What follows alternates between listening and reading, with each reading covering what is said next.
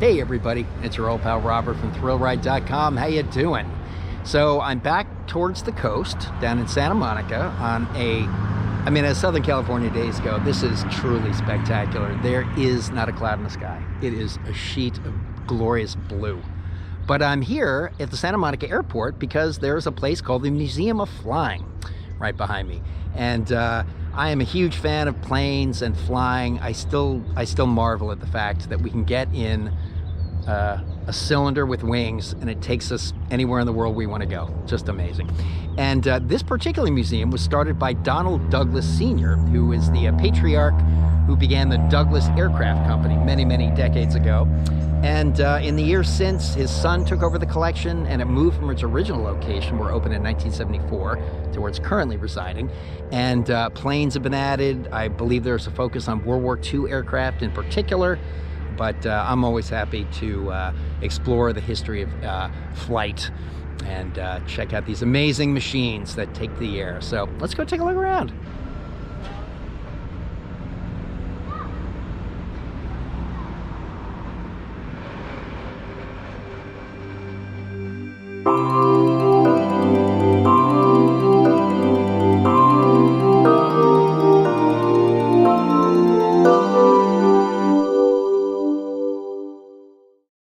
Well, there we go. We've all heard of DC lines of planes. I never even put this together. DC stands for Douglas Commercial.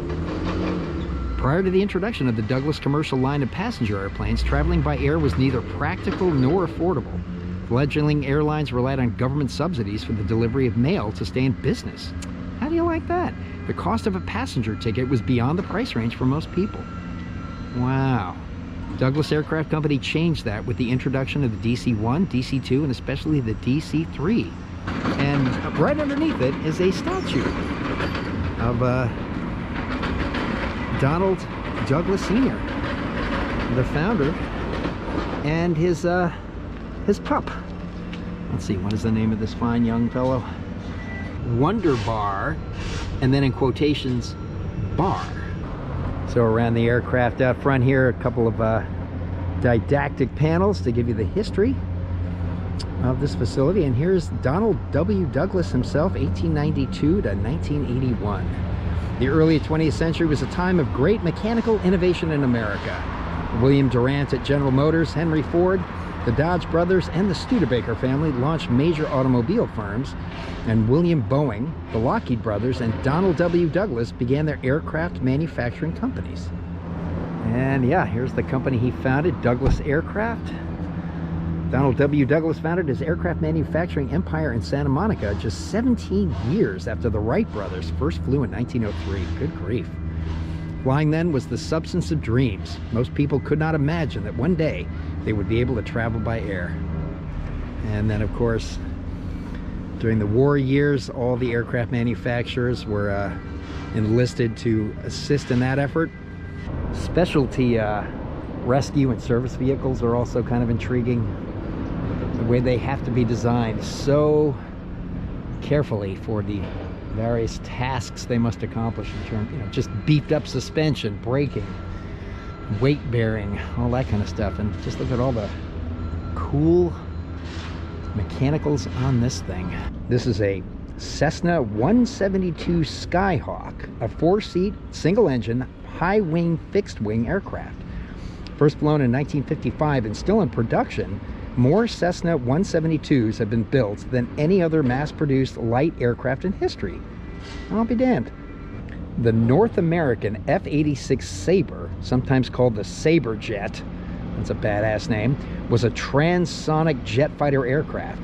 The Sabre is best known as America's first swept-wing fighter, which could counter the similarly winged Soviet MiG MiG-15 in high-speed dogfights.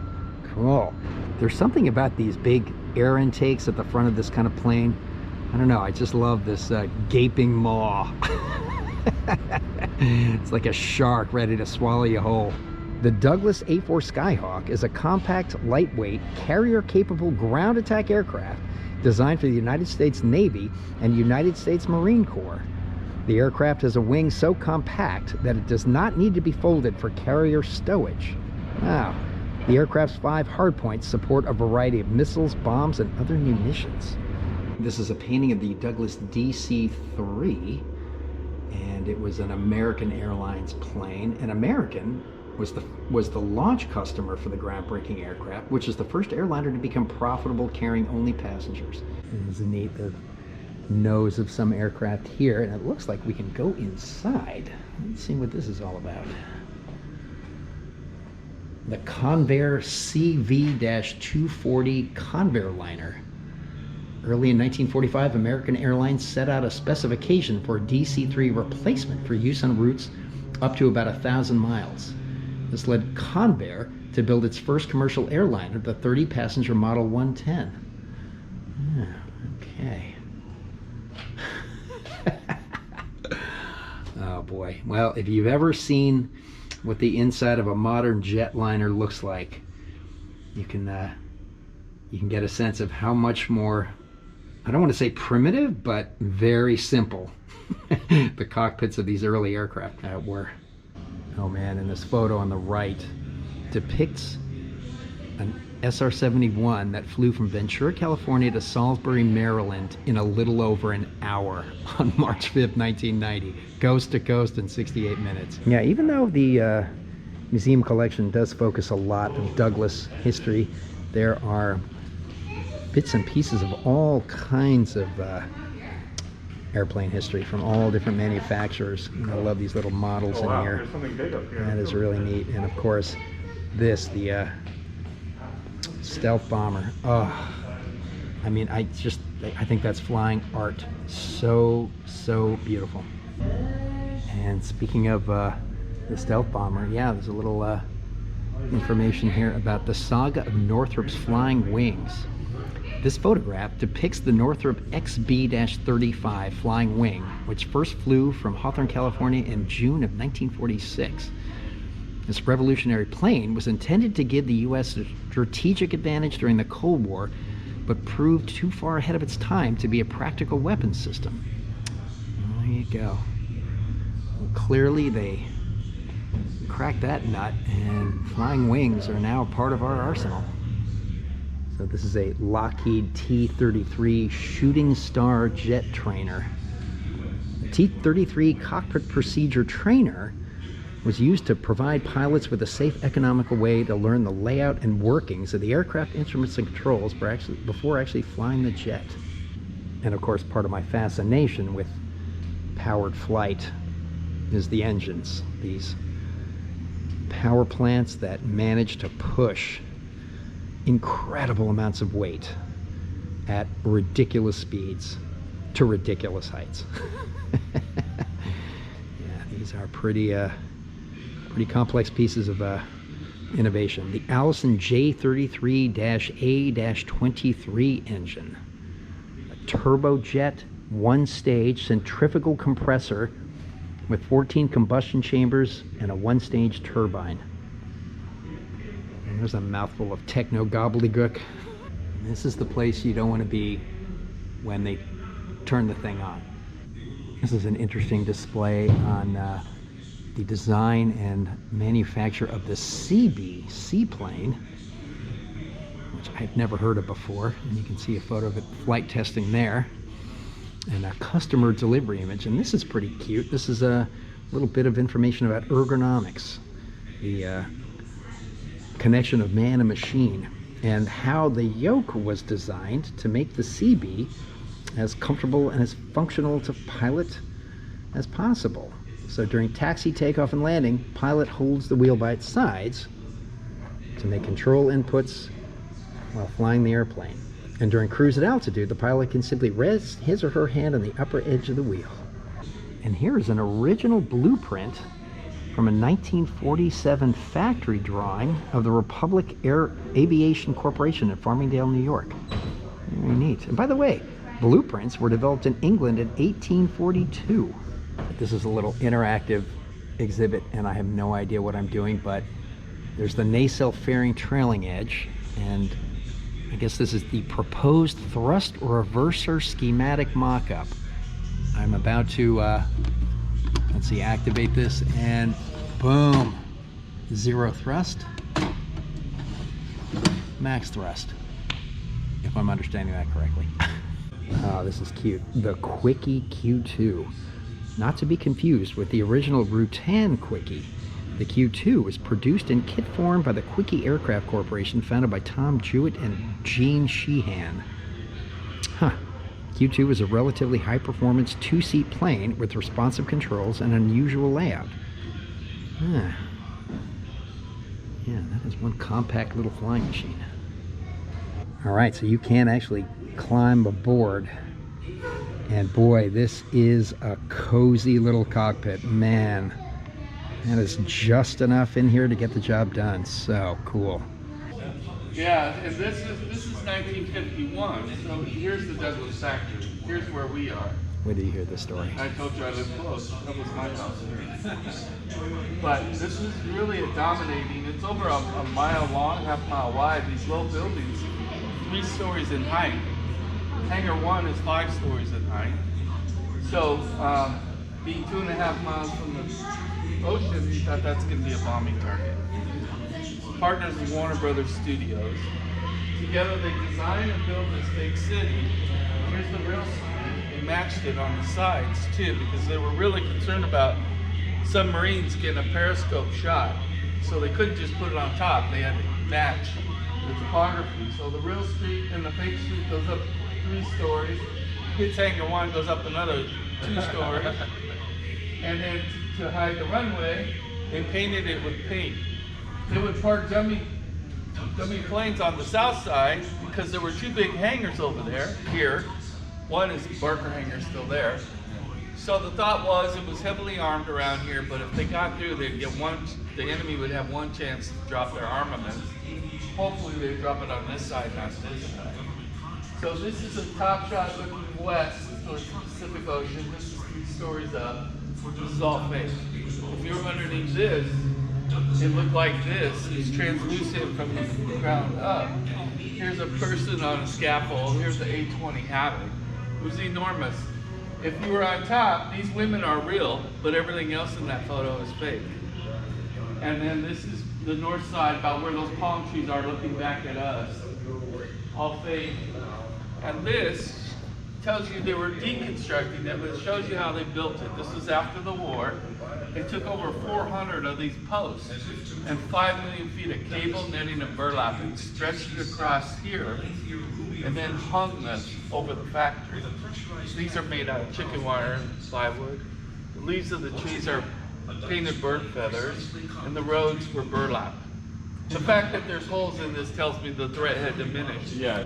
So yeah, one more detail that is just still mind-blowing to me. At the height of its production capabilities during the war, this factory was producing at least a dozen planes a day. They were rolling out a dozen finished planes every day. That's insane. So of course, after World War II, Douglas was certainly continuing to innovate aircraft. And there's a little display celebrating some of their high-tech endeavors. The Douglas D-558-1 Sky Streak. A collection of planes called the X-Planes. That sounds pretty aggro. Oh man, look at this. The Douglas XF4D-1 Sky Ray. That's a cool looking little jet. Woo, look at this. Oh man. Douglas X3 Stiletto. That very sexy. Kind of reminds me of the nose of the Concorde, that long, thin nose with the very angular cockpit windows. Wow. Douglas XA2D-1 Sky Shark. Nice. That's what we used to fight Sharknadoes.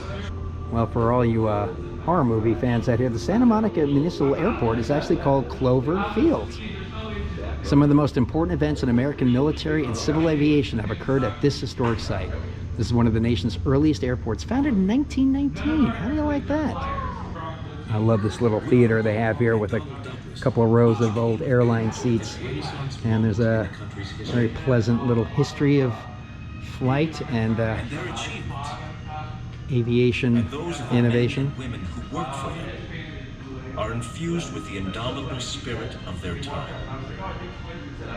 Yeah, the docent also mentioned that at the height of airplane production for World War II, every aircraft company worked together with every other aircraft company. You know, if Boeing needed more workers on the line, the Douglas workers would go down and work on the Boeing line. It was all about getting the planes built. All right, here it is, the World Cruiser New Orleans. The DCW, based upon the Douglas DT-2 torpedo airplane used by the U.S. Navy, was designed and purchased for one specific purpose: the successful circumnavigation of the Earth by air. Wow. Look at that nose. That is just going to knife right through the air. Great. Yeah, this looks like one of the X-Jets, a little model, and we can peek in the back. Yeah, you can see there, that is a bit more complicated a cockpit. And of course, when you're here, you always want to look up, because there are airplane models hanging everywhere. Yeah, if you're into models, this is also a worthy place to hang. And like right here is a display of various airplanes manufactured by the company: the McDonnell Douglas DC-10, the Douglas DC-9, and here we are, all the way back to the one that started it all, the DC-1.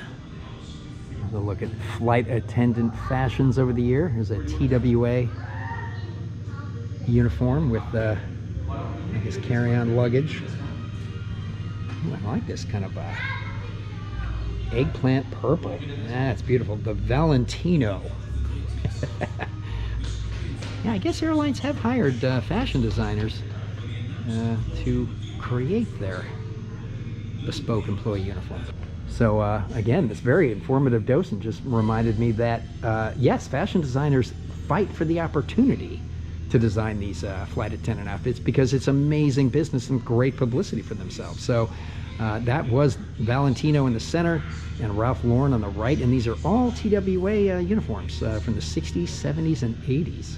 Oh, that's great. So here's it is, man. Oh, I love, look at all those spinning blades. Yeah, so this is the Pratt & Whitney aircraft engine, and you can see the turbo fans moving in there. Ah, just imagine the power these things put out.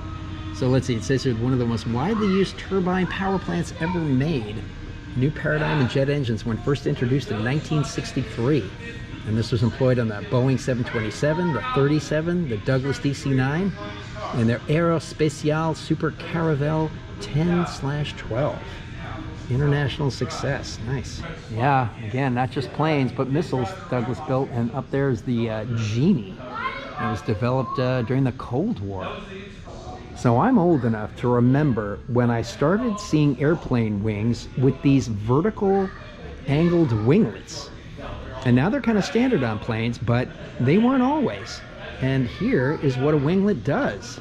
The Douglas winglet increases the aerodynamic efficiency of the MD-11 by reducing lift-induced drag, which develops at the wingtip. The winglet is also responsible for lowering fuel consumption by 3%, saving 250,000 gallons of fuel per year for a typical MD-11. That is a lot of fuel. This is one wacky aircraft, the Troutman Road Air. Look at that funky flying machine. The Road Air is the first prototype and last production model of its kind, built by Herbert L. Troutman. The idea of making a car that could fly had always been a fascination for Troutman, an aircraft mechanic and Douglas Aircraft Company employee. There you go. You know, we've been promised flying cars for so long, and I think we're kind of getting closer and closer, but I'm not holding my breath. And look at this red beauty.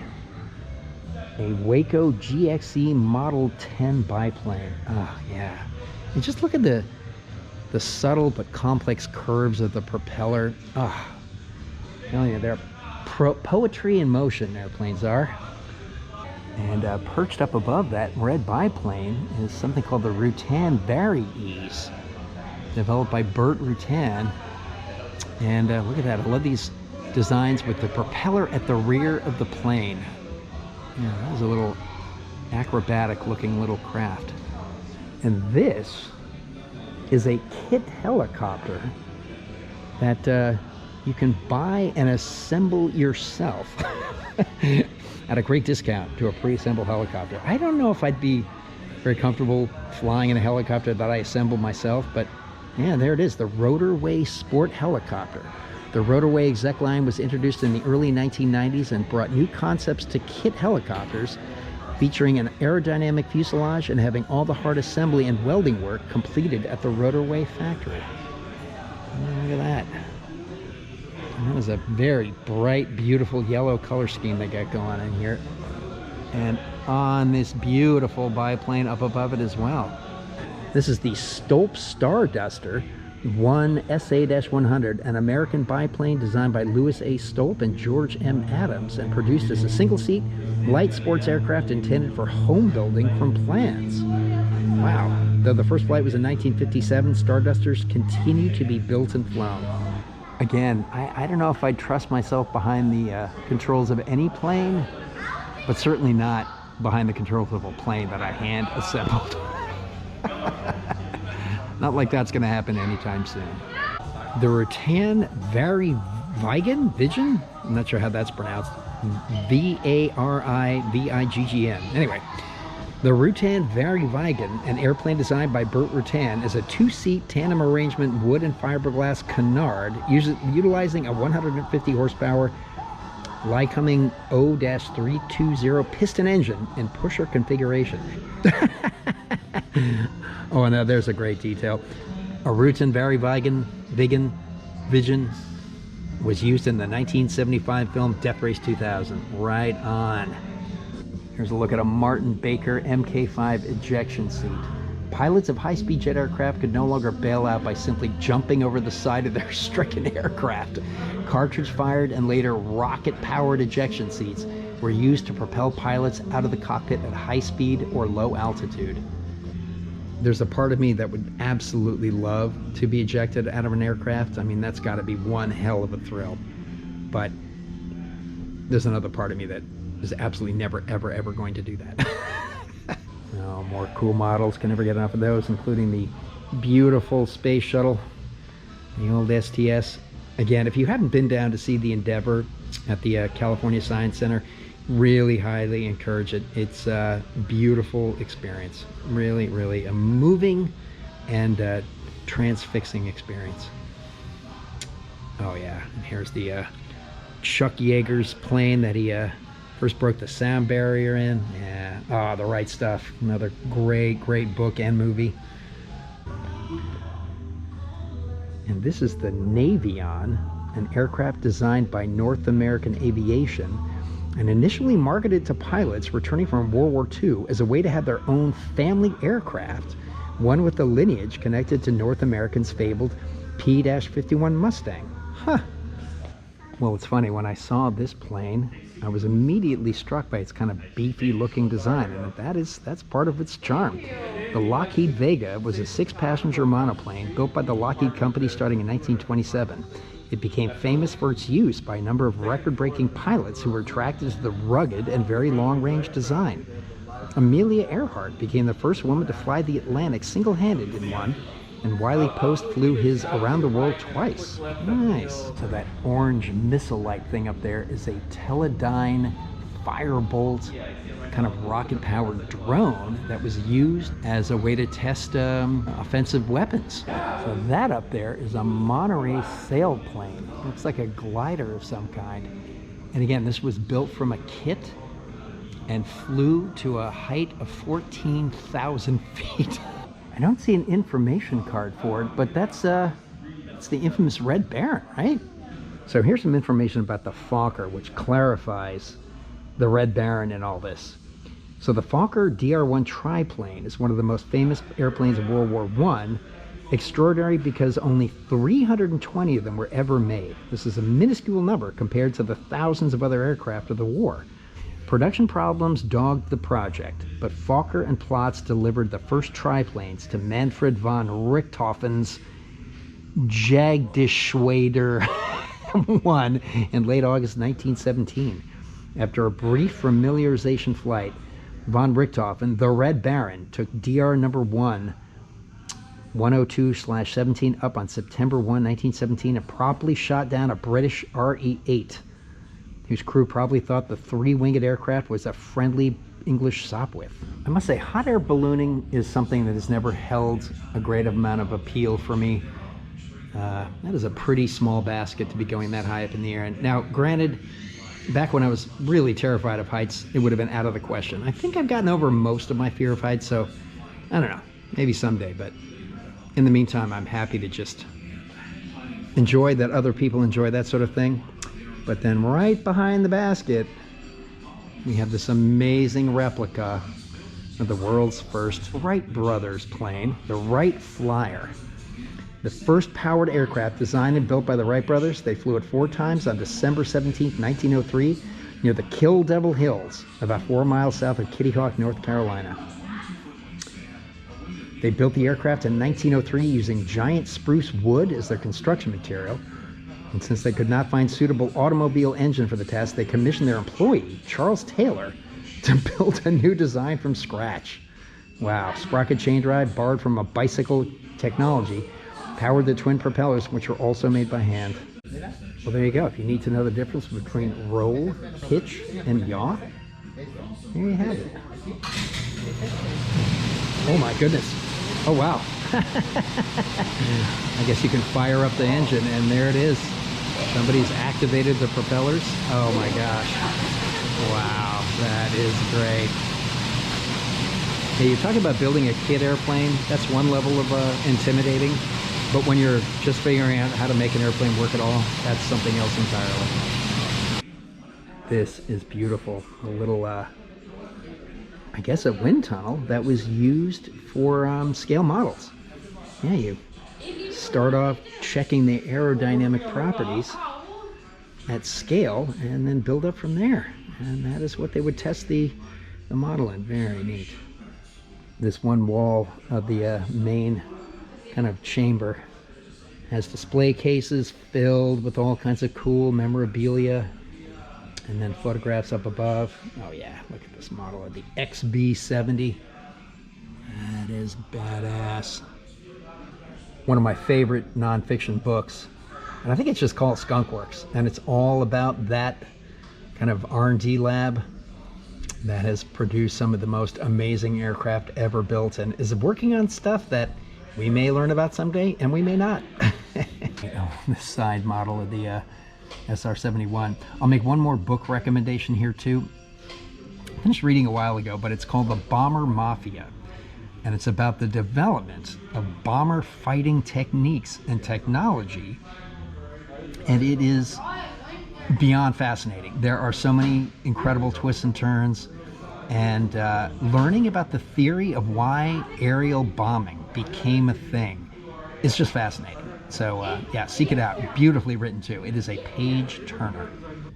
You are looking at the original executive dining room table and chairs that were constructed in 1953 and housed in the Douglas Aircraft Company factory located on the north side of the airport in Santa Monica. Oh. This historic table is one of the museum's premier artifacts, having once hosted many titans of the aviation industry, including legendary company founder Mr. Donald W. Douglas himself. Here is a display case of all kinds of medals and ceremonial swords and cups and watches that was presented to Lieutenant Leslie P. Arnold, U.S. Army Air Service, co-pilot of the Round the World Flyer Chicago. Yeah, flying a plane around the world was a big deal. That was a beautiful painting of the Douglas World Cruisers at Clover Field. There's a beautiful illustration of a Douglas supersonic plane. I'm hearing news that we're getting back to commercial supersonic air travel or hypersonic air travel. Apparently some aviation firms are working on that again. I really hope we do get back to that. That's a thing I'd love to do. Fly in a supersonic passenger plane someday. Yeah, there you go. As the docent said downstairs, here's a great photo of the 2000th Boeing B-17 that was produced by Douglas down in Long Beach. And again, it wasn't about anything more than everybody pulling together to get these planes built. And of course, you can't talk about the history of aviation, especially in Southern California, without eventually getting to Howard Hughes. And here he is, the man himself in photo and bust. A man of great wealth, eccentricity, and reclusiveness, Howard Hughes always sought to escape the media spotlight, which only heightened his mystique. By the 1930s, this tall, lanky aviator's accomplishments included setting world speed records and circumnavigating the globe. Hughes was the only American aviator twice awarded the prestigious Harmon Trophy for great achievement in aviation, and the Collier Trophy as well. Wow. And here's a look at some of the accomplishments in aviation of Howard Hughes, and of course probably his most well-known is the construction of the Spruce Goose, the world's largest flying boat, and actually the world's largest airplane, period. Of course, its proper name, the H-4 Hercules. Yeah. You know, when it was down by the Queen Mary in a dome, I never got to see it, and I regret that so much now. Yeah, you talk about a plane that is truly infamous. The H-4 Hercules made one and only one test flight. Capable of carrying 300 fully outfitted troops overseas, the aircraft had a wingspan of 321 feet and was the world's largest airplane until Paul Allen's Strato-launched spacecraft mothership flew at Mojave 2019. All right, so it no longer holds that record. Interesting. There it is, the original drafting desk of Donald Douglas Sr. Oh man, and he's got the DAC-1 engraved T-square. Oh boy. Yeah, I'm old enough that when I was in art school, learning graphic design production techniques, still used a T-square. Amazing. And to think what incredible design sprung from this table. That's pretty funny. The 1948 iPhone. Kind of. This is the original 1940s telephone operator switchboard for the executive offices of the Douglas Aircraft Company on Ocean Park Boulevard. Yeah, high tech back in the day. Well, here's a figure from aviation history I'm very intrigued to learn more about. Harriet Quimby, the first American licensed woman pilot and the first to fly across the English Channel in 1912. An accomplished journalist, photographer, fashion model, screenwriter, world traveler, and aviator who left her mark on the pioneering years of early aircraft development and flying. Wow. That is a multi-talented human being right there. I see. So yes, up here in this corner of the upper deck, we've got women in aviation. Nice. Oh yeah. And of course that list always begins with Amelia Earhart. What a saga. Poncho Barnes. There's a name I've never heard of. Oh yeah. And there's an interesting list. And there's Harriet Quimby again, 1875 to 1912. Wow. Oh, amazing. Catherine Sui Fun Chung, first licensed Asian American female pilot. Oh, awesome. Created in 1942 in response to the dire need for U.S. military flyers, the Women's Air Force Service Pilots and Women's Auxiliary Ferrying Squadron, the WAFs, were established to utilize the flying skills of the talented and capable women aviators. The WASP Corps, established in 1943, created women pilots who flew ferry runs delivering badly needed combat aircraft to the Allies overseas. And here is Jackie Cochran, the founder of the Women Air Service Pilot, WASPs, and holder of more aviation records than any other pilot in the world to this day. How do you like that? And up here in this FedEx Boeing 878 Dreamliner exhibit. Oh, you can't go into the cockpit and the seats, but at least we can kind of peek in here too. Yeah. There you go. That's looking like a more modern cockpit. Buttons and switches and knobs and lights covering just about every surface. You want to see something really amazing, go check out the cockpit of the space shuttle. That is incomprehensibly complex. I love this big FedEx nose sticking out the side of the building. Brittany. So the amazing docent that fed me so much incredible historical information over at the museum also clued me into the fact that not a stone's throw away is this observation deck over the actual Santa Monica Airport. And holy moly, look at that. So you're looking at, I think that's Culver City dead ahead. But way off in the distance there is the Hollywood sign up on the hills. Here comes the plane coming in. Yeah, look at that. Oh. Oh, that is glorious. Yeah, nice and easy. There you go. Oh, get a little bounce. Beautiful. Oh, this is magnificent. And I'm telling you, no lie, there is not a single cloud in the sky. It's almost a little unnerving. I mean, it is just blue. So great. And there goes the takeoff engine firing up. Yeah, here it goes.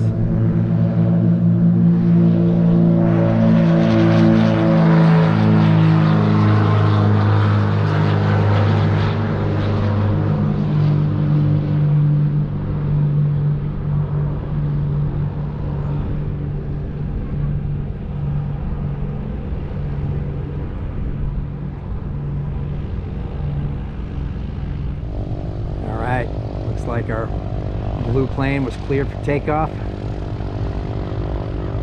Ah, incredible.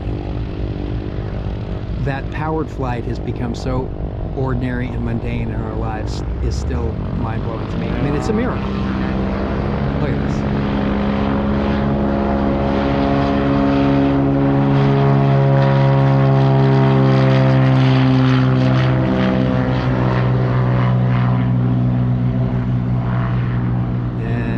Up and away it goes. God, insane.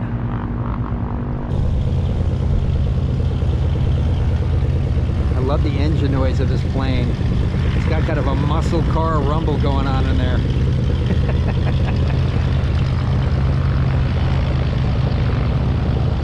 Ah, here comes another plane, ready to take to the skies.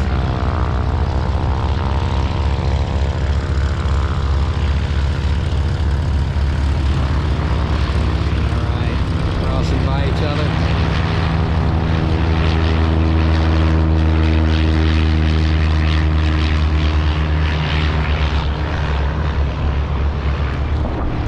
I swear to God, I could just sit here and watch this all day. Breathtaking.